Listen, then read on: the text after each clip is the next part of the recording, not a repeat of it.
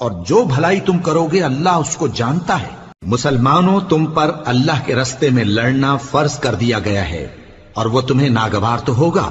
مگر عجب نہیں کہ ایک چیز تم کو بری لگے اور وہ تمہارے حق میں بھلی ہو،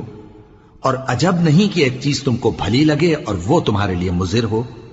اور ان باتوں کو اللہ ہی بہتر جانتا ہے اور تم نہیں جانتے۔ اے پیغمبر، لوگ تم سے عزت والے مہینوں میں لڑائی کرنے کے بارے میں دریافت کرتے ہیں، کہہ دو کہ ان میں لڑنا بڑا گناہ ہے، اور اللہ کی راہ سے روکنا اور اس سے کفر کرنا اور مسجد حرام یعنی خانہ کعبہ میں جانے سے بند کرنا اور اہل مسجد کو اس میں سے نکال دینا جو یہ کفار کرتے ہیں، اللہ کے نزدیک اس سے بھی زیادہ گناہ ہے، اور فتنہ انگیزی خونریزی سے بھی بڑھ کر ہے،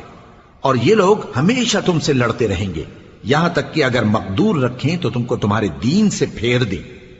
اور جو کوئی تم میں سے اپنے دین